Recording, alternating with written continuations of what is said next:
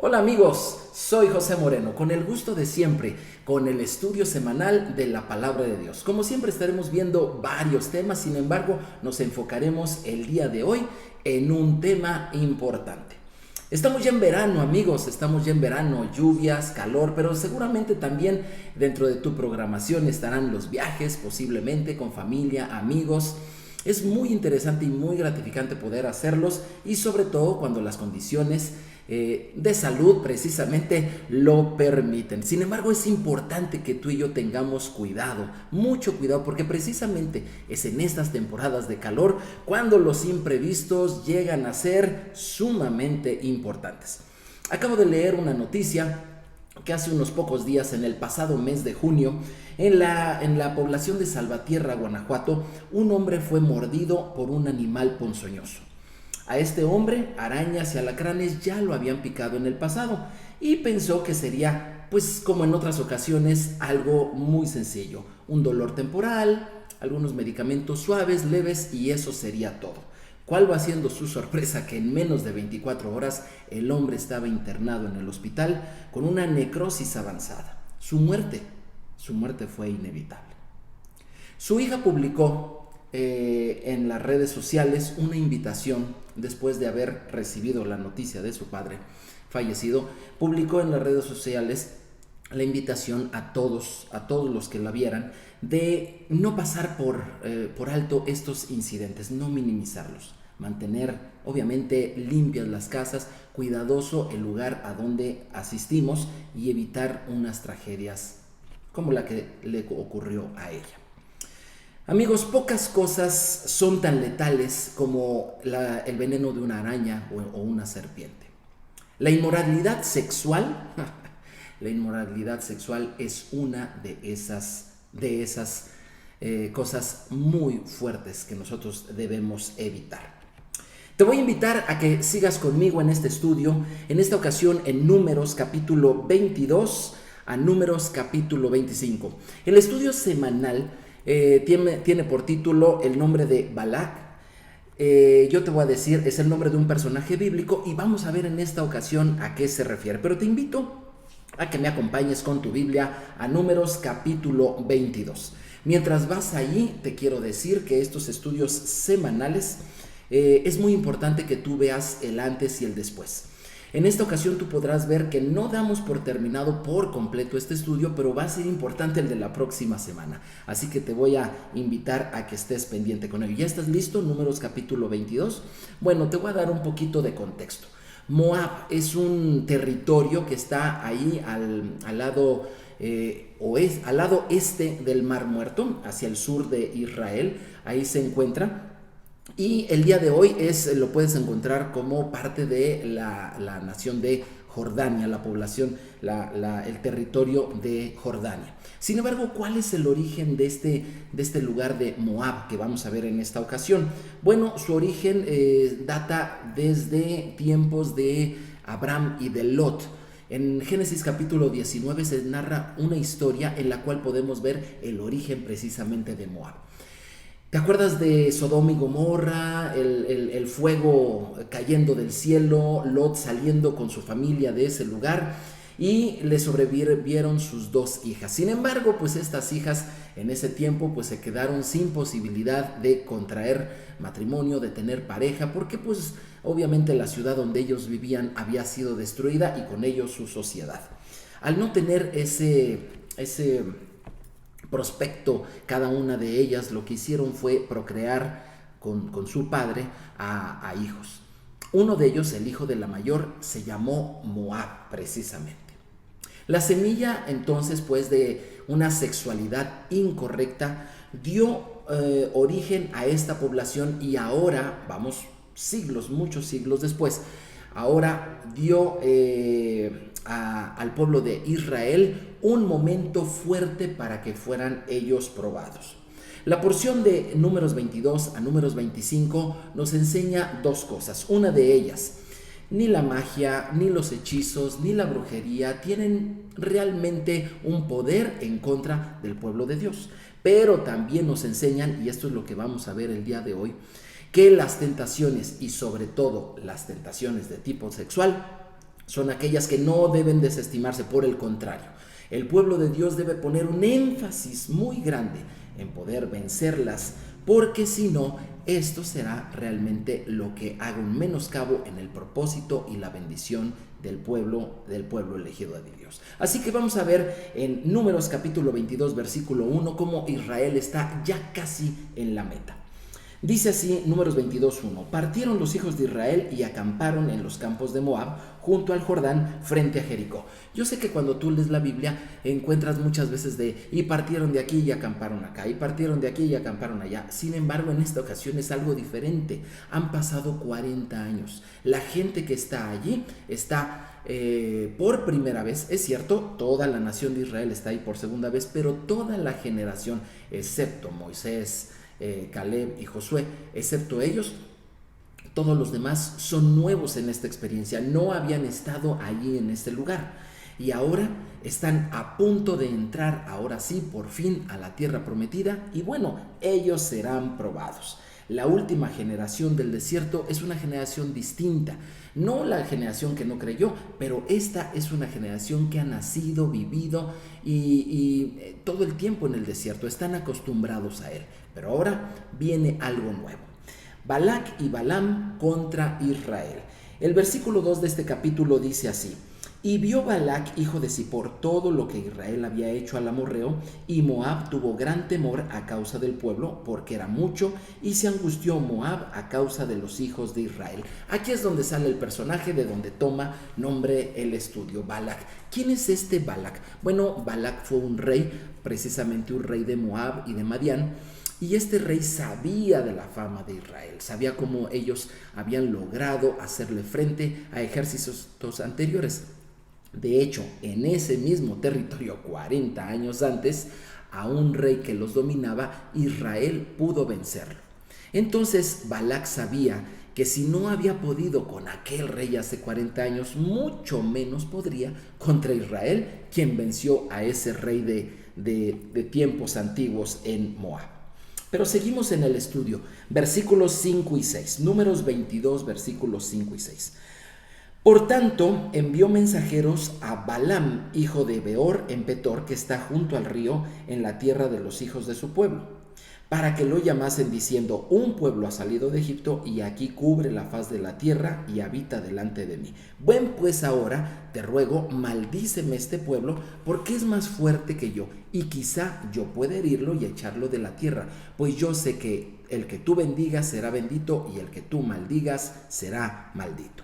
Bueno, pues aquí tenemos dos personajes. Ahora el primero, el rey Balac, ¿verdad?, que manda a llamar a un profeta de lejos, a un profeta llamado Balaam. No los confundamos, uno es Balac el rey y el otro es el profeta Balaam. Uno es el rey de Moab y el otro viene de lejos. De hecho, viene de una población cerca del río Éufrates. Y yo sé que te llamó la atención cuando dijo: yo sé que el que tú bendigas será bendito y el que tú maldigas será maldito. Esta frase, al que bendijeres será bendito y al que maldijeres será maldito, nos lleva rápidamente en una conexión, obviamente si tú has estado pendiente de los estudios, a uno en el cual habla siglos antes de una persona. ¿Ya tienes cuál es esa persona? Claro que sí, es Abraham. Abraham. ¿Por qué? Porque Dios le dijo así, le dijo a Abraham: yo te bendeciré. Y le dijo Dios a Abraham: benditos los que te bendigan y malditos los que te maldigan. Abraham era originario del mismo lugar que este profeta Balaam. Era de Mesopotamia, de allá. Entonces se quedó esa frase, ¿verdad? La gente supo de Abraham, la gente supo de él y tuvo esa frase. Siglos después, este profeta había acuñado también esa frase y entonces había que ver si iba a venir a la invitación del rey moabita. El rey moabita quería atacar al pueblo de Israel y lo quiso hacer a través de tres cosas. Una es la guerra, pero bueno, no podía hacerles frente, sabía que no podía contra Israel, pero esa era una de sus intenciones.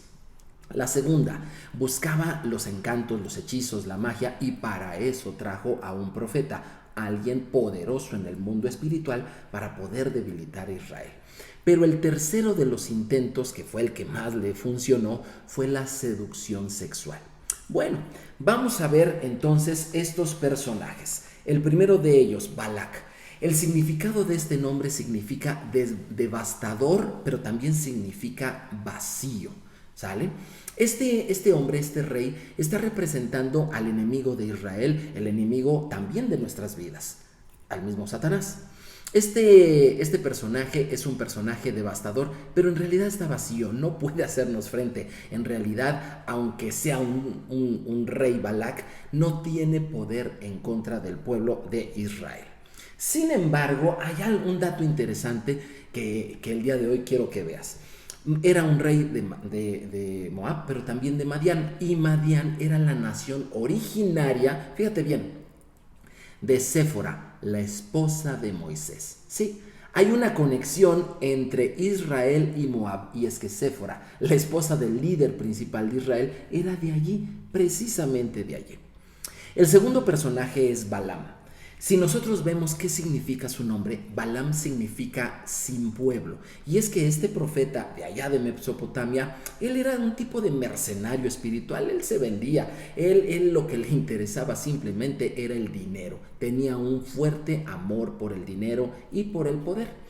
Y entonces, pudiendo haber sido alguien importante como su ancestro Abraham, ¿verdad? Pudiendo haber sido alguien que se alinea y se une al Dios de Israel, no, prefirió viajar libre, pero obviamente con sus intereses.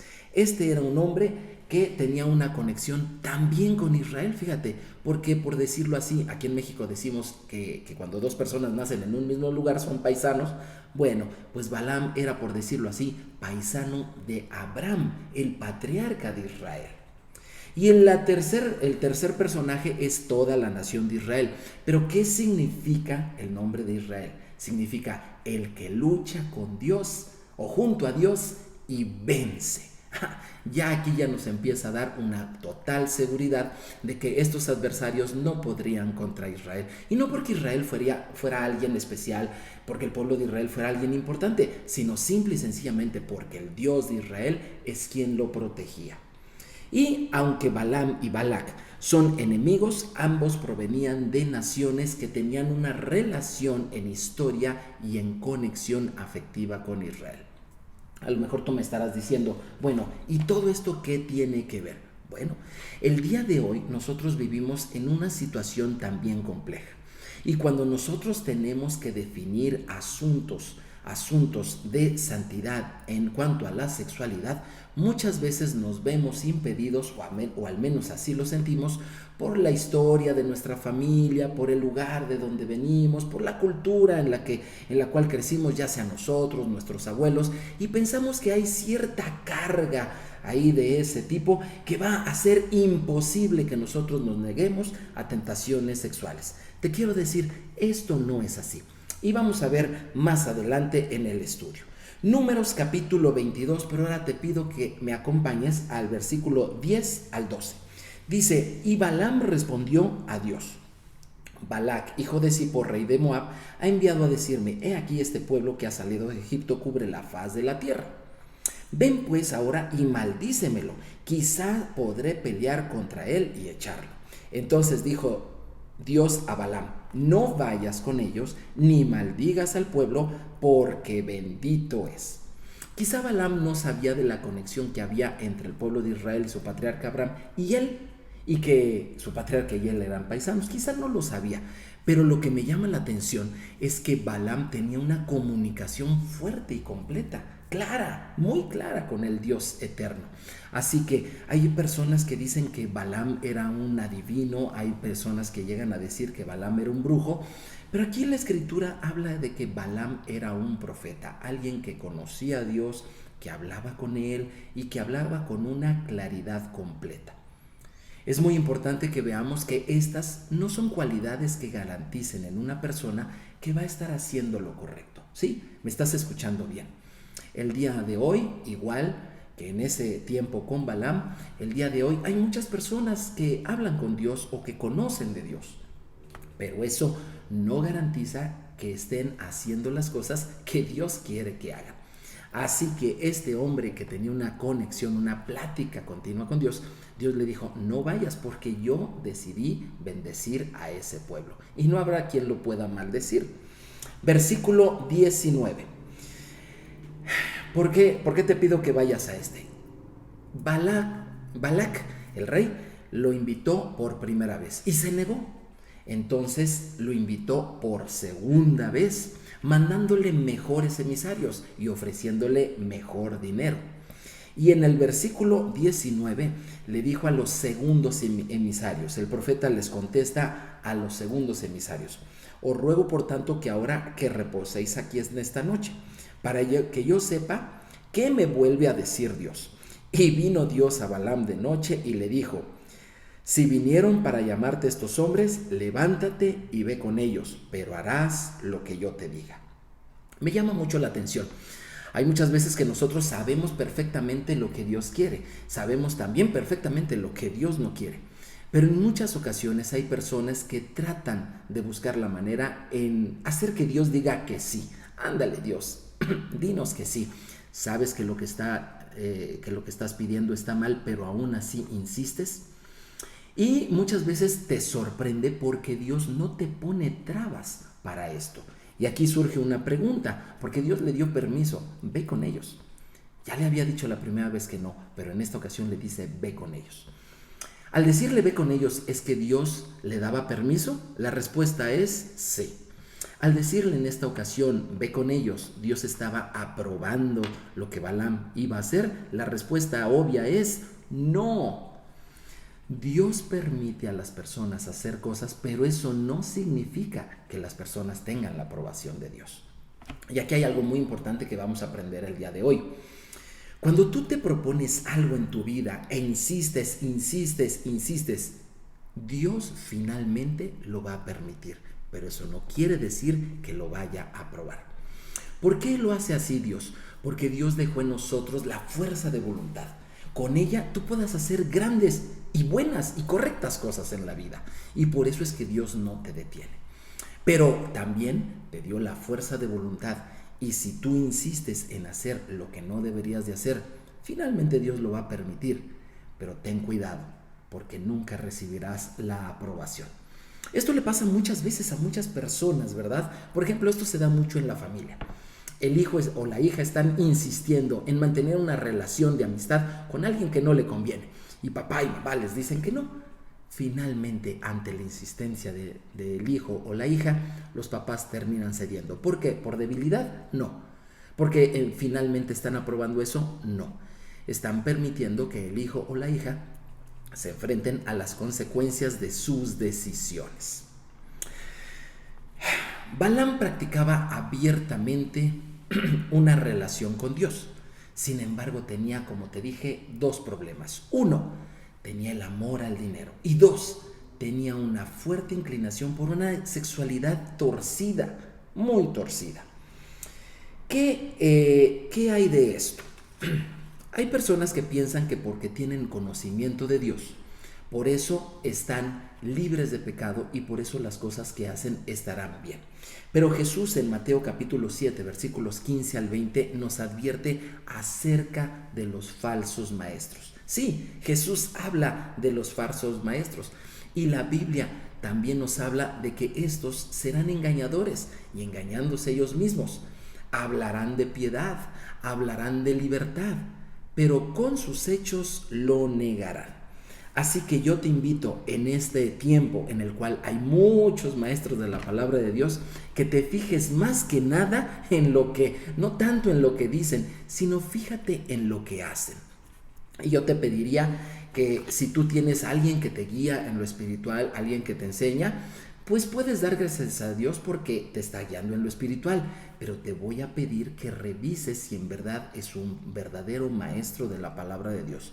¿Cómo? Jesús nos dijo cómo. No dijo por sus enseñanzas, no dijo por su poder, no dijo que porque sus temas son interesantes, no dijo que porque su oración es poderosa, no dijo que porque los que dice se va a cumplir. No, Jesús dijo, fíjate en sus frutos.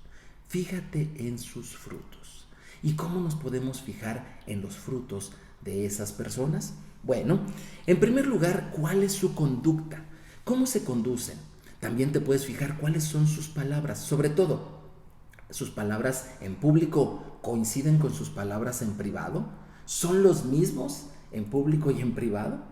Otra forma de ver sus frutos, cómo viven los discípulos a quien ellos están discipulando, a quien ellos están enseñando. Otro, un fruto muy importante, cómo vive su familia, cómo están sus hijos, cómo está su esposa, qué dicen su esposa y sus hijos de ellos. Es muy importante que en este tiempo, donde la enseñanza puede ser que abunde, es muy importante que nosotros sigamos la enseñanza de Jesús. Fíjate en sus frutos. Pero voy a hacer aquí un paréntesis pequeño para decirte por qué Balaam, siendo tan poderoso, finalmente no pudo maldecir a Israel. 3 veces buscó maldecirlo, pero 3 veces lo bendijo. Finalmente lo bendijo. Fíjate una de ellas, en Números 24:17, esto es algo de lo que dijo el profeta Balaam sobre Israel. Lo veré, mas no ahora. Lo miraré, mas no de cerca. Y dice, saldrá estrella de Jacob, y se levantará cetro de Israel, y herirá las sienes de Moab, y destruirá a todos los hijos de Set. Oye, lo llamaron para maldecir a Israel, a Jacob, pues. Y lo que está diciendo es, de ustedes va a salir una estrella, de ustedes va a salir algo resplandeciente, un astro fulgurante, brillante, y ustedes van a vencer a Moab. ¿Qué cosa cuando el rey de Moab escuchó eso? ¿Tú te imaginas? Obviamente, ¿qué fue lo que este profeta estuvo viendo? ¿Y qué significa eso de la estrella? Obviamente tú ya estarás pensando en algunas otras escrituras. Por ejemplo, en Malaquías 4:2 dice, mas a vosotros, a los que me teméis en mi nombre, nacerá el sol de justicia. Y el sol es una estrella. Y en sus obras, en sus alas traerá la salvación, y saltaréis y saldréis como los becerros de la manada. Sí, va a haber un sol de justicia, dice el profeta, que vendría. ¿Quién es ese sol? ¿Quién es esa estrella? Es nada más y nada menos que nuestro Señor Jesús. En los evangelios de Mateo, por ejemplo, hubo una estrella que anunció la llegada de nuestro Señor Jesús. En Mateo 17, Jesús se transfiguró y fue como un sol brillante. Pero también Jesús dice esto al final de los tiempos, en Apocalipsis 22:16. Yo, Jesús, he enviado a mi ángel para daros testimonio de estas cosas en la iglesia. Yo soy la raíz y el linaje de David, la estrella resplandeciente de la mañana. Balaam no pudo maldecir al pueblo de Israel porque allí estaba Jesús. Era visible en el mundo espiritual. De la misma manera, tú y yo tenemos que asegurarnos que Jesús sea visible en nuestra vida. ¿Y cómo es Jesús? Jesús es una persona honesta, Jesús es una persona auténtica, Jesús es una persona de fe. Jesús es una persona que vive en santidad. Cuando tu vida está revestida de esto, obviamente Jesús está visible y el enemigo no podrá hacerte ningún daño. No tienes por qué tener miedo de ningún hechizo, ninguna brujería, ninguna cuestión espiritual, absolutamente nada. Inclusive, si tuvieras pesadillas en la noche, si tuvieras temor nocturno, tú puedes perfectamente orar a Dios y todo eso se saldrá. Todo eso se va fácilmente. Tú ocúpate que la estrella resplandeciente de la mañana, ese Jesús de santidad, esté en tu vida y recibirás la protección de Dios. Pero regresando al tema del sexo, regresando al tema cómo es que esto sucedió. Bueno, como ya te dije, le echaron muchas ganas estos enemigos de Israel a través de la guerra y a través de las maldiciones, pero no pudieron. Y en el capítulo 25, al final de esta porción semanal, fíjate cómo es que ellos lograron colarse para debilitar a Israel. Números 25, 1 al 3 dice así. Moraba Israel en Sittim, esto es en la región de Moab. Y el pueblo empezó a fornicar con las hijas de Moab, las cuales invitaban al pueblo a los sacrificios de sus dioses, y el pueblo comió y se inclinó a sus dioses. Así acudió el pueblo a Baal Peor, un dios, un ídolo. Y el furor del Señor se encendió contra Israel. ¡Qué impresionante! Justo cuando Israel está a punto de entrar a su meta, justo cuando va a cambiar su etapa, justo en ese momento es que vienen sus adversarios y por más que lo intentan no pueden, pero es a través de la sexualidad distorsionada, es a través, dice aquí, de fornicar, es decir, unirse indebidamente en una actividad sexual con personas que no debieran ser. Fue cuando Israel se volvió débil. Fue hasta entonces. Amigo, cuando tú y yo estamos por terminar una etapa o comenzar una nueva, van a venir las pruebas. Hay muchas personas que me han dicho esto. Yo me acuerdo de mis amigos que ya una vez casados, platicábamos, casados yo y también ellos, y uno de ellos me platicó de esto. Fíjense que cuando estuve yo a punto de casarme, me ocurrió algo muy particular. ¿Qué pasó? ¿Qué pasó contigo? Pues resulta de que en ese momento, ¿qué crees? Me habló fulanita de tal, nos dio el nombre.